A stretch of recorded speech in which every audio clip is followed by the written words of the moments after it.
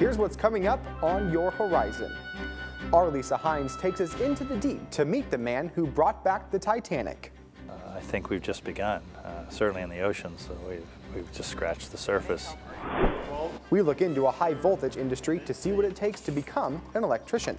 They have to be able to do science, math, and the literature part that we do in here. Arkela Kellen shows us where engineers get their start and what possibilities lie ahead. So they would be getting their entire freshman chemistry experience at the high school or at their Meridian program. I meet a high schooler whose busy schedule is preparing her for college. I like doing hair, and I want to use the skill to help me through college and then possibly make it a career after college. Our Paige Wallace visits a dairy with some happy cows. I mean, people need to understand that, these cows make our living, and we've got to take care of the cows, because if you don't take care of your cows, they won't take care of you. And we'll end our day at a cattle auction with a different sound. I know nothing about America other than it's big, right? And you've got some very big auctions. 15, 20. Stay with us for Oklahoma Horizon. Oklahoma Horizon is made possible by the Oklahoma Department of Career and Technology Education. Oklahoma's investment in Career Tech provides more than nationally recognized technology education and training.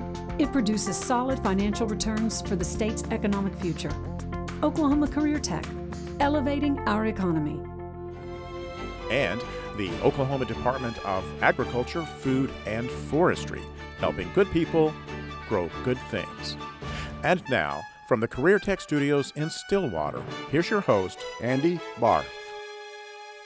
Hello everyone, thanks for joining us here on Horizon. I'm Andy Barth. Rob McClendon is away this week. Well, more than 70 years after one of the worst tragedies in history, the story of the RMS Titanic is still changing lives today. Dr. Robert Ballard discovered the sunken ship in 1985, more than 2¼ miles below the ocean's surface. But today, his quest for discovery is now focused on education. Joining me now is our Lisa Hines. Well, Andy, while Ballard is most famous for discovering the Titanic, he's also credited with locating the German battleship Bismarck and was the first person ever to encounter hydrothermal vents in the ocean floor. But what he's really passionate about is opening children's eyes to the possibilities around them through something called the Jason Project. It's like they're belching, and then all this mud comes out and flows Water. down, just like a lava flow. But The final frontier. it's cool. At least according to Dr. Robert Ballard. I think we've just begun, certainly in the oceans, so we've just scratched the surface. There's amazing discoveries waiting. The generation of kids in middle school right now will explore more of the Earth than all previous generations combined. So it's just begun, actually. It's this generation of kids that Dr. Ballard really wants to motivate. Well, the Jason Project is really about turning kids on to science and making them want to study. And it's all about competing in a very modern world of, kids are being torn in all sorts of directions. So you have to tune into them. And we tune into them through our technology. We tune into them by being kids, by not growing up. So Ballard links his undersea explorations to classrooms around the world. Real-time learning using real-world scientific discovery. Kids are born scientists. Their first question is why, and their second question is, but why? So our job is to keep that flame of curiosity they were born with alive, and that's critical. So you need to constantly be feeding their curiosity and showing that it leads somewhere. And according to Oklahoma's Secretary of Technology, Stephen McKeever, education in the STEM fields, science being one of them, is very important to Oklahoma. In order to support our industry, we need more kids being educated in the STEM fields. One of the difficulties is that they don't realize what is possible for them in that area. Dr. Ballard, with his program, is able to illustrate that wonderfully. It's one of the best examples that I've come across. Using fun to get kids interested. We don't sell science, we sell scientists. We sell role models. We hold up people that look like them, a little older than them, that are having a lot of fun, doing great things, and they want to do it themselves. And so we show them how they can do it. Taking a child's natural tendency to question, What about this one? How would we build this one? and turning it into a lifetime of discovery. Now, what a lot of people don't know is when Ballard discovered the Titanic, he was actually working for the government, looking for a couple of lost submarines, and was using the cover of Looking for the Titanic. In the process, he accidentally discovered the sunken ship, and the government was like, no, you weren't supposed to really find it. And the rest, well, it was history. And so now he works with students on a regular basis. Absolutely. In fact, over his career, Ballard says through the Jason Project, he's been able to reach over 10 million students and teachers worldwide. All right, well, thank you so much, Elisa. Now, if you'd like to learn how you can become a part of the Jason Project, just go to our website where we have a link to their educational resources. When we return, I take a look at what it takes to cool down in a hot summer. You're watching Oklahoma Horizon, featuring some of the good things that are happening in the great state of Oklahoma. As summer approaches this year, many wonder just how hot we will get. Electricians and air conditioning specialists will soon be working around the clock to ensure their customers stay cool in what's been an unforgiving heat wave. It's a lucrative industry, but one that takes hard work, discipline, and extensive training to get through. I visited one such classroom where students are training to be the saviors of summer. Wires, heat, and measurements. All components that go into lighting, heating, and cooling our globe. I am trying to put out skilled laborers. Travis Snowden is an air conditioning and refrigeration instructor at Meridian Technology Center and says the chilling business can be lucrative. They're good paying jobs when you learn this trade and get out there. Snowden is no stranger to the refrigeration industry and knows firsthand the need for skilled workers. Okay. I had my own business. I ran it for 20 years. I could not find any skilled labor, and it really hampered how much business I could do. Learning skills that go back to the STEM fields. Right. They have to be able to do science, math, and the literature part that we do in here. Teaching all types of students at different areas of their careers. It's usually the student that has went out and tried to work for 1 year and found that, well, there's either no jobs in that area or I've got to find a skill. Go ahead and put it into cool. And retraining for a career with job security. Okay, it's set. There's not a contractor out there that's not looking for some sort of journeyman.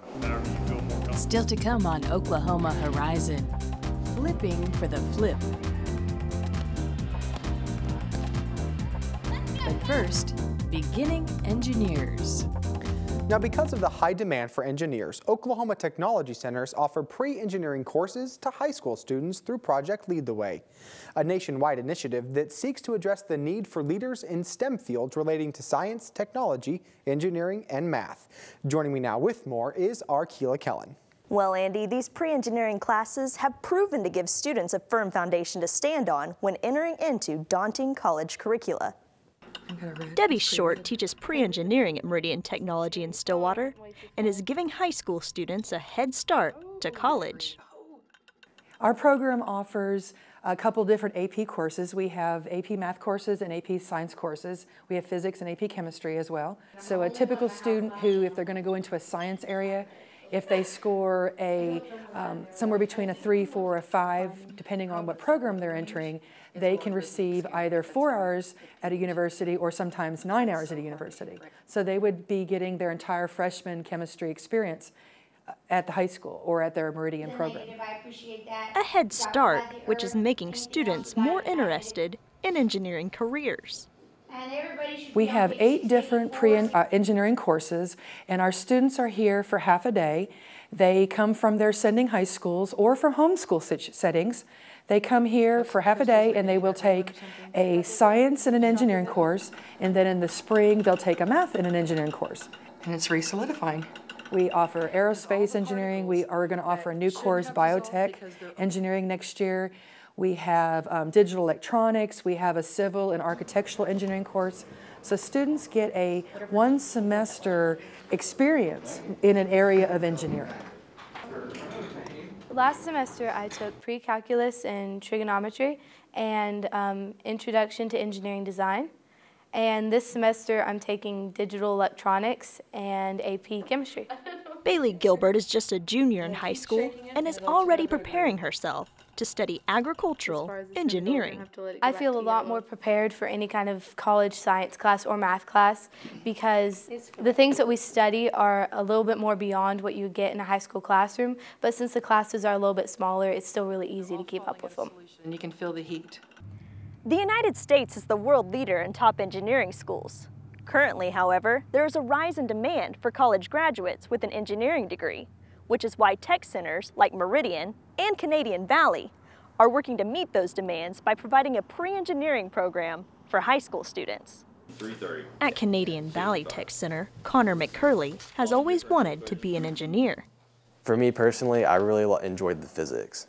It was just really cool to see how we can take it and pretty much explain anything in the world and understand how it works and say, okay, if I want to design something when I'm an engineer, this is what I can do and it's going to work. Brian Hawk teaches pre-engineering and says students are preparing for college and they are passionate about their studies. They have a goal in mind. They want to accomplish something very special in life. They want to go out there and they want to get that degree. They're very goal-oriented. Most of them are very hardworking. They see the end game and they know what they have to do to achieve it. Working to achieve those goals, one class at a time. So Keela, this program sounds like something that will help these students get a step ahead. It is, Andy. Not only does this program allow students to get ahead academically, but it allows them to focus in on what they really want to do specifically and easier transfer into college. All right, thank you so much, Keela. You're welcome. Want to share something you've seen here today? Well, all of our episodes are streaming on our YouTube channel at Oklahoma Horizon TV. Or you can subscribe to our weekly free podcasts on iTunes. Well, the life of a high school student is a busy one. From sports to jobs to homework, it's a wonder how they find time for a social life. Today, we meet a high school cheerleader with a 4.0 GPA who's learning a valuable trade while still in high school to help her pay for college. It's an ordinary small-town basketball game. Players, screaming fans, and cheerleaders. But for one Piedmont high schooler, this is only part of her busy life. I really like doing hair and I want to use the skill to help me through college and then possibly make it a career after college. Kimberly Gibson is a cosmetology student at Canadian Valley Technology Center, as well as a Piedmont high school student. And with her skills as a cosmetologist, Gibson plans to put herself through college, adding one more thing to her busy high school schedule.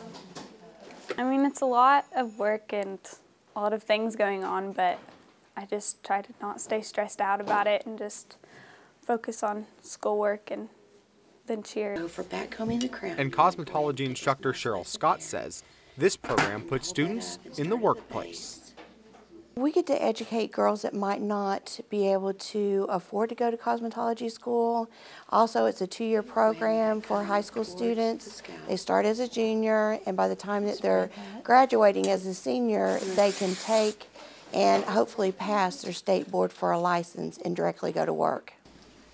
And in this salon, everyone comes out on top.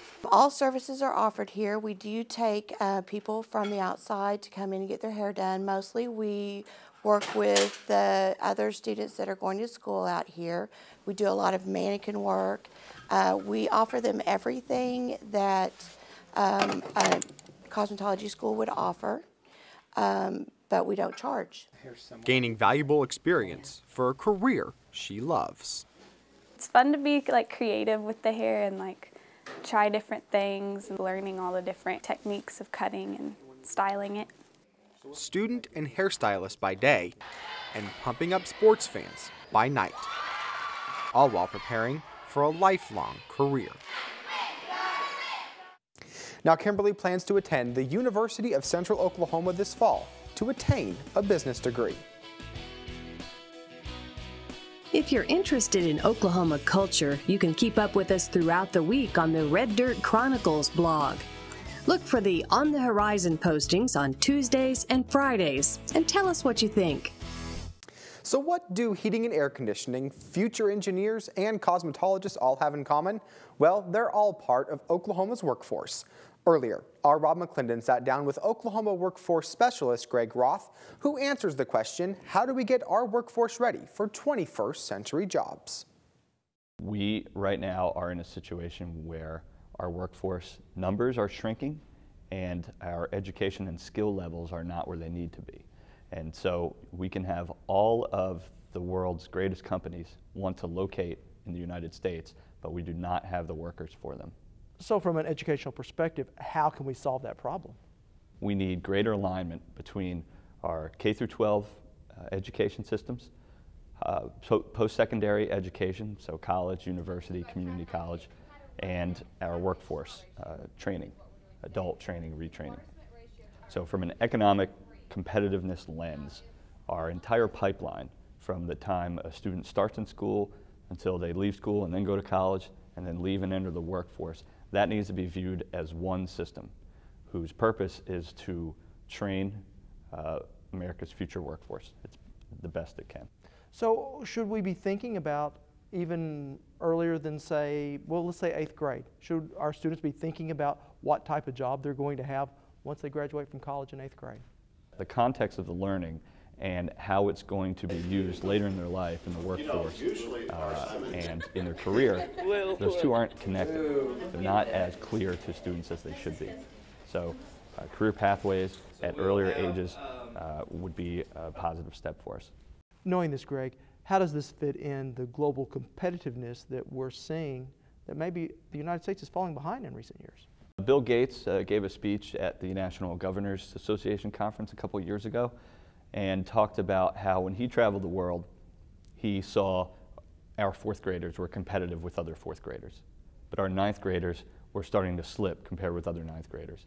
And by 12th grade, our students were at best in the middle of the pack when you look at the other 30 to 35 industrialized countries in the world. So again, we're in a global economy where we're competing against these, our students are competing against these students for jobs, and companies are looking at the global workforce in terms of how they're going to fill their jobs. If you're an economic developer and you're trying to get a company to locate to your region, and on the other side, if you're a company that's looking at a region, the local workforce has to be, if not the top issue, number 2 or number 3 as the determining factors as to whether you're going to locate there. Right now, if you take 100 9th graders and you watch their progress through the system, only 19 are able to finish to the 2nd year of post-secondary education. So Greg, what needs to be done? The business community needs to be able to articulate its needs to the education and workforce systems in its community. And what I mean by that is business folks aren't educators. They don't need to understand everything about how to run a school, how to teach a class, but they do need to be clear on what their needs are, on what the baseline skill levels are for the jobs that they're forecasting are going to be the result of any sort of growth. Still ahead, we meet a true ladies' man. And later, we head to an auction ring across the pond.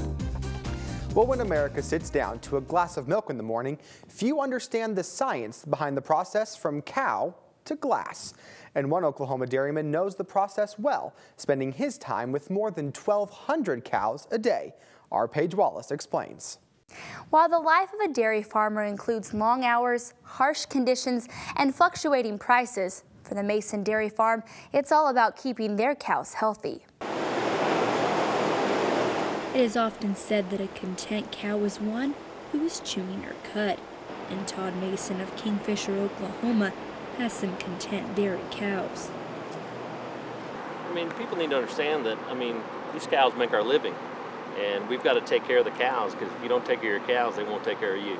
So, we take a lot of care of our cows and do the best we can to, if they're sick, give them medicine or treat them, whatever we need to do to take care of them. The guy that takes care of our baby calves, before he takes every calf and puts them in the calf hutch, he kisses each one. So they take a lot of pride in it and enjoy it and take good care of them. So. His love for dairy cattle stems from being a 5th-generation producer. Originally from Massachusetts, Todd goes the extra mile to register all of his cattle, enabling him to take advantage of this purebred herd. I grew up on a registered herd and showed and stuff back then, and just grew up with it, liked it, enjoyed it. So when we came down here, we just tried to buy animals, good animals to get started with, and then once we got going, we started getting registration papers on all of them. And anyways, we just thought, you know, kind of get a little niche market, something to make a little extra money, kind of help everything work, and it's worked for me. Sell a lot of bulls. We probably sell 15 to 20 registered either heifers or cows throughout the year at state and national sales. And so that just helps, kind of helps everything with the income, and I enjoy it. It's fun.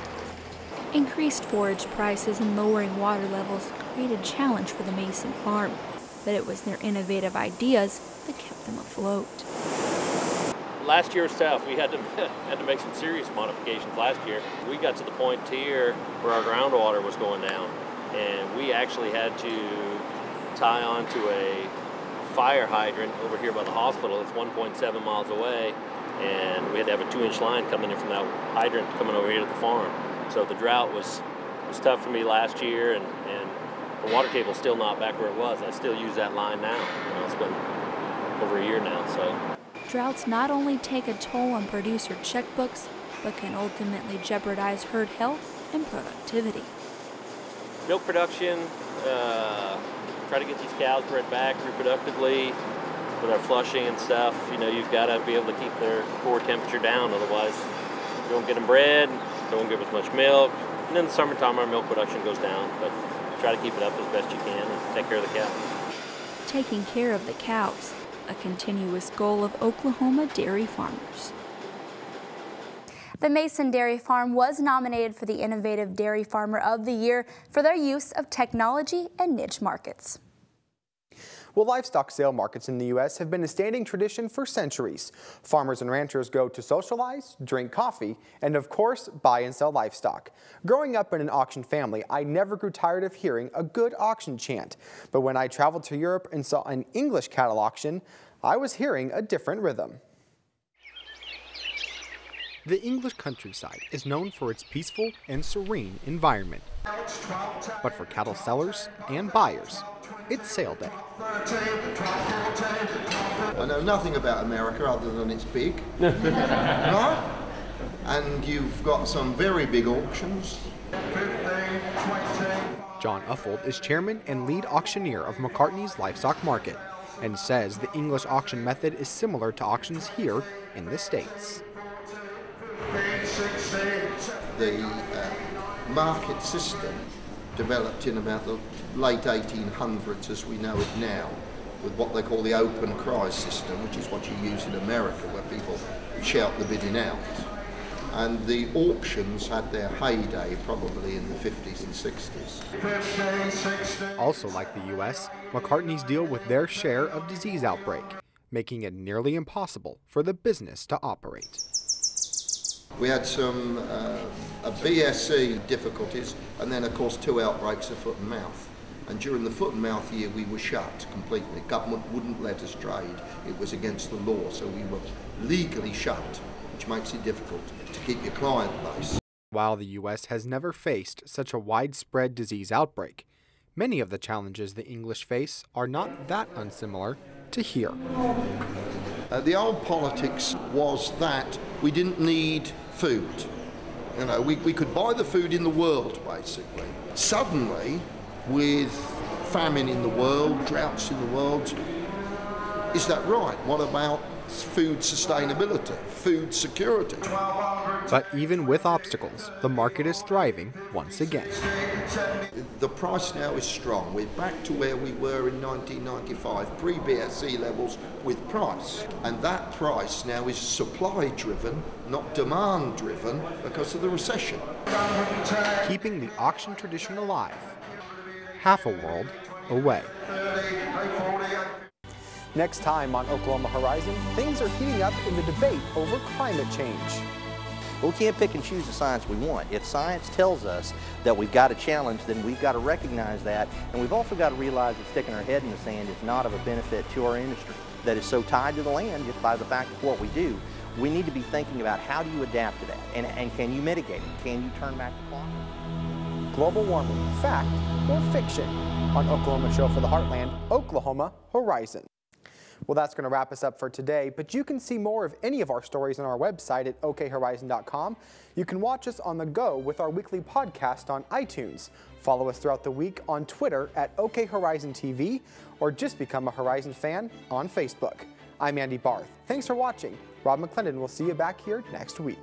Horizon is made possible by the Oklahoma Department of Career and Technology Education and the Oklahoma Department of Agriculture, Food, and Forestry, helping good people grow good things.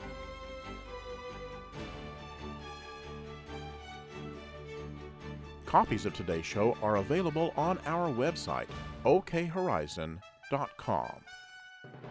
Thank you for watching Oklahoma Horizon.